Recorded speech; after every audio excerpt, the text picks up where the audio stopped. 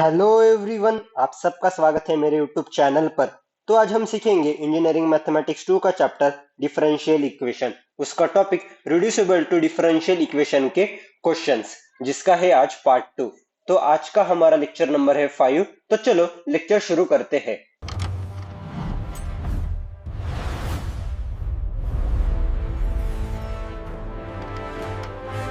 तो बेसिकली आज के लेक्चर के अंदर हम रिड्यूसिबल टू डिफरेंशियल इक्वेशन के क्वेश्चन सॉल्व करने वाले हैं।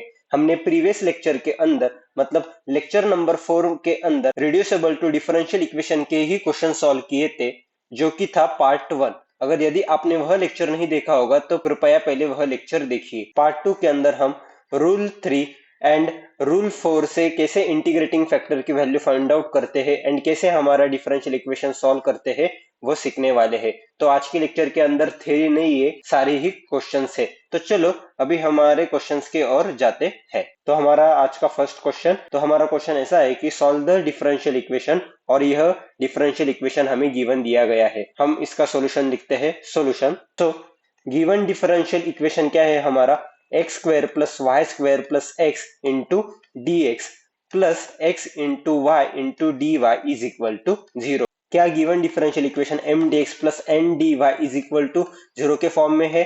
जी हाँ है। तो हमें कंडीशन ऑफ एग्जैक्टनेस पहले चेक करनी पड़ेगी, क्या हमारा डिफरेंशियल इक्वेशन एग्जैक्ट है क्या नहीं। तो कंडीशन ऑफ एग्जैक्टनेस क्या है, del M upon del Y is equal to del N upon del X. Okay, तो बाय कंपेयरिंग हमारे पास m की वैल्यू क्या आ रही है, जो है X square plus Y square plus X, and n की वैल्यू क्या आ रही है, वह आ रही है x into Y.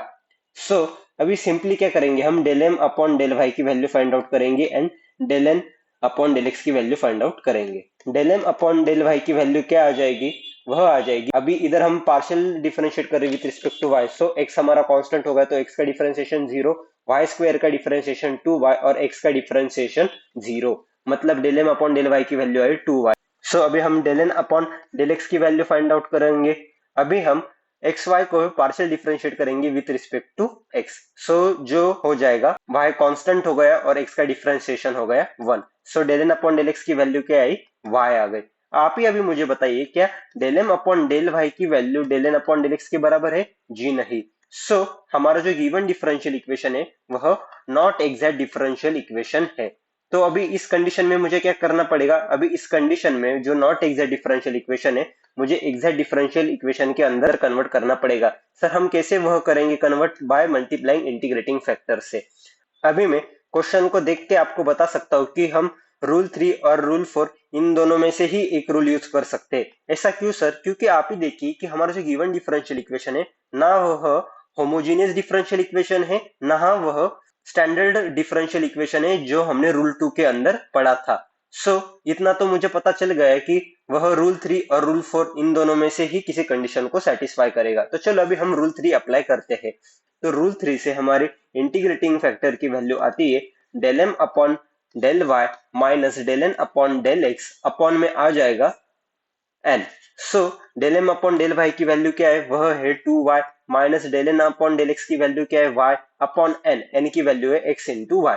So 2y minus Y upon X Y, तो इसकी वैल्यू क्या आ गई, y अपॉन एक्स वाई। सो सिंपली इसकी वैल्यू आ गई 1/x। सो अभी del M upon del Y minus del N upon del x upon n की वैल्यू क्या आई, वह आ गई 1/x, और 1/x is nothing but function of x। Okay, 1/x is nothing but function of x। So मैं इसको ऐसे लिख सकता हूँ, 1/x is equal to function of x। Okay, so जो हमने थर्ड लेक्चर के अंदर पढ़ा था reducible to exact differential equation में, कि अगर रूल 3 में इस क्वांटिटी की वैल्यू अगर फंक्शन ऑफ x आती है या कांस्टेंट आती है, तो उस कंडीशन के अंदर इंटीग्रेटिंग फैक्टर की वैल्यू रहती है e to the power integration of fx into dx। So अभी हमारे पास इधर fx की वैल्यू क्या आ गई, इधर हमारे पास fx की वैल्यू आ गई 1/x। सो हमारे इंटीग्रेटिंग फैक्टर की वैल्यू क्या हो जाएगी, सो थर्ड रूल के कारण हम इंटीग्रेटिंग फैक्टर की वैल्यू फाइंड आउट कर सकते हैं, जो कि है integrating factor is equal to e into integration of fx into dx। fx की वैल्यू क्या है, 1/x into dx। So integrating factor की वैल्यू हो गई e raise to integration 1/x का क्या हो जाएगा, वह हो जाएगा ln x ओके, सो इधर हम अभी लॉग की प्रॉपर्टी यूज करेंगे और लॉग की प्रॉपर्टी से हम डायरेक्टली इधर लिख सकते हैं कि इसका जो आंसर आएगा वह आ जाएगा x। ओके, सो इंटीग्रेटिंग फैक्टर की वैल्यू हमारे पास आती है x। अभी हम क्या करेंगे, इस x से मल्टीप्लाई कर देंगे पूरे डिफरेंशियल इक्वेशन को, multiplying by integrating factor to whole differential equation. तो मेरा गिवन डिफरेंशियल इक्वेशन है x square plus Y square plus x into dx plus x into Y into dy is equal to c। So अभी मैं क्या करूंगा, यह जो integration है इसे स्प्लिट अप कर दूंगा। तो integration of x cube into D x plus integration of x into y square into D x plus integration of x square into D x is equal to c. जिधर हमारे पास y constant है, हर जगह y इधर constant है।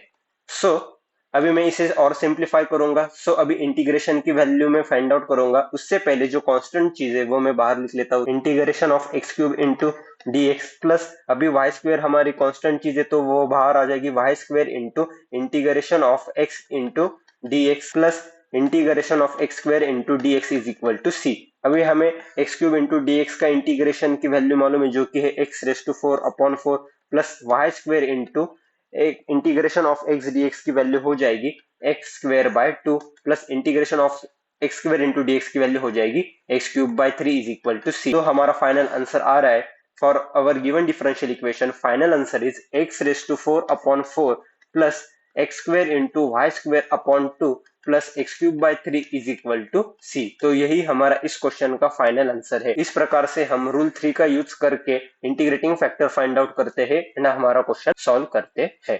तो चलो अभी हम हमारा आज का सेकंड क्वेश्चन सॉल्व करते हैं। तो हमारा आज का सेकंड क्वेश्चन, तो हमारा गिवन डिफरेंशियल इक्वेशन क्या है, सॉल्व द डिफरेंशियल इक्वेशन, और यह हमारा गिवन डिफरेंशियल इक्वेशन है। तो सॉल्यूशन, हमारा गिवन डिफरेंशियल इक्वेशन हम लिखते हैं जो कि है y into log of y into D x plus X minus log of y into D Y is equal to 0। तो अभी हम कंडीशन ऑफ एग्जैक्टनेस चेक करेंगे जो कि है del M upon del Y is equal to del N upon del X. Okay, और यह हमारा जो इक्वेशन है वह M D x plus N D Y is equal to 0 के फॉर्म में ऑलरेडी एग्जिस्ट करता है। सो कंपेयरिंग, m की वैल्यू हमारे पास आ रही है y into log of y and n की वैल्यू हमारे पास आ रही है x minus log of y।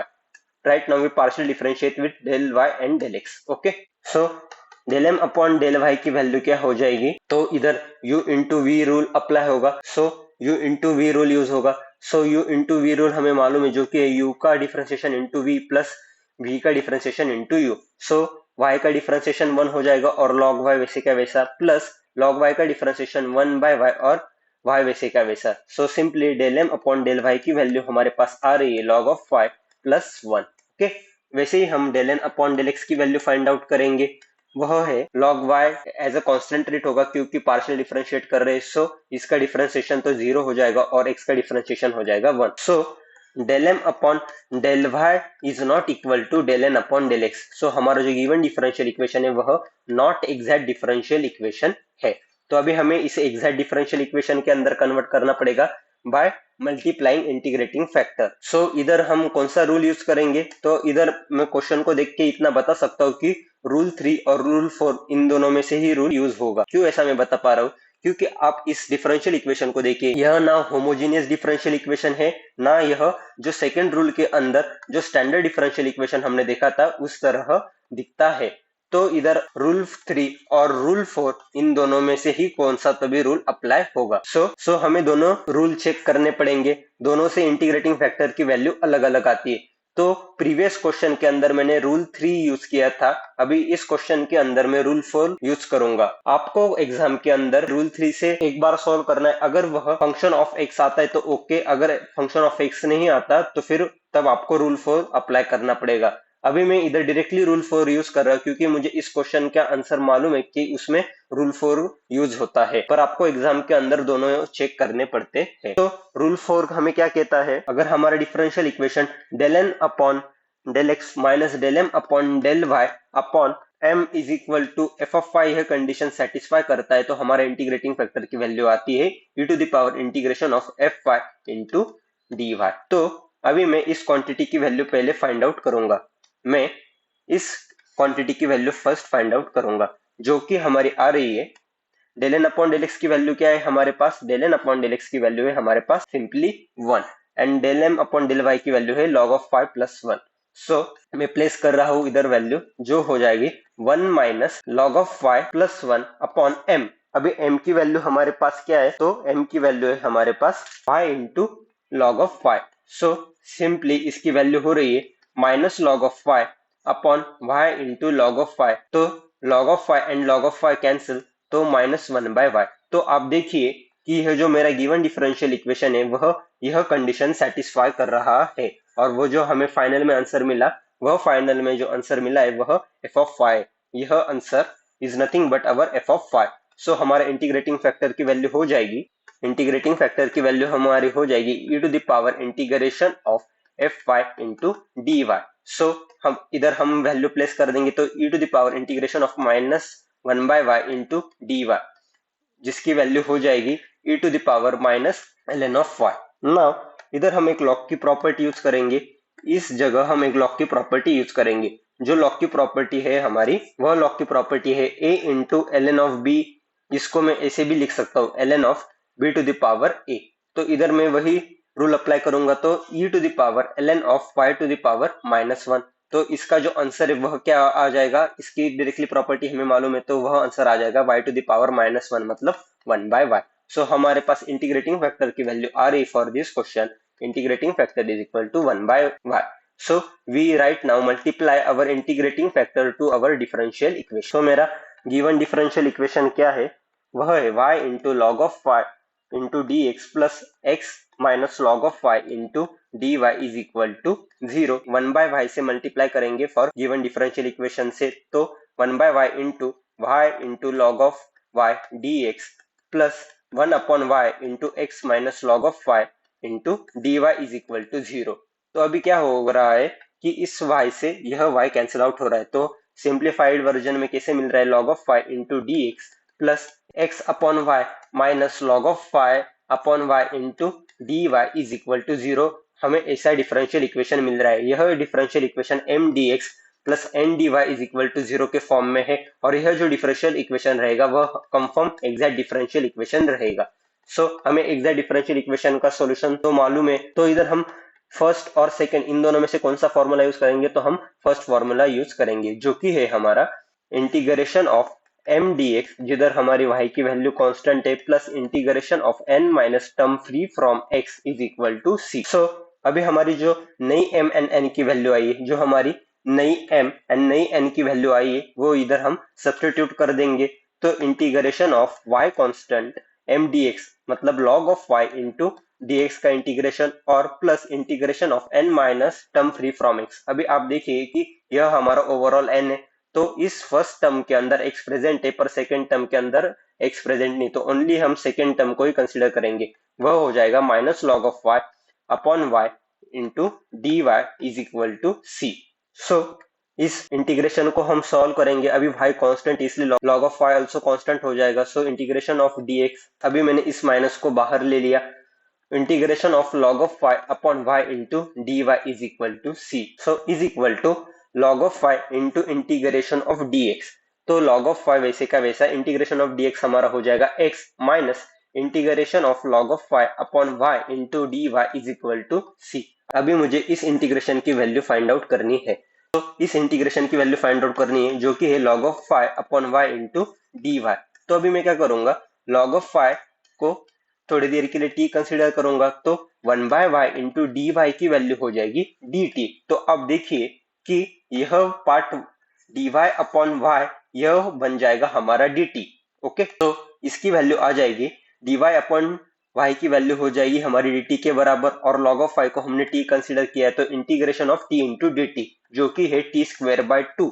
तो हम फिर से t की वैल्यू सब्स्टिट्यूट कर देंगे, तो वह हो जाएगी log ऑफ y का होल ब्रैकेट स्क्वायर अपॉन 2। तो सिंपली हमारा जो यह इक्वेशन था, इसके अंदर हम वह वैल्यू फिर से प्लेसिंग कर देंगे। तो हमारा जो ओवरऑल आंसर आ रहा है वह आ रहा है log of 5 into x minus log of 5 whole bracket square upon 2 is equal to c। तो हमारा फाइनल आंसर आ रहा है x into log of 5 minus log of 5 का whole bracket square upon 2 is equal to c is our final answer for this question. जी हाँ, यही हमारा इस क्वेश्चन का फाइनल आंसर है। तो इस प्रकार से हमने रूल 4 से यह क्वेश्चन सॉल्व किया।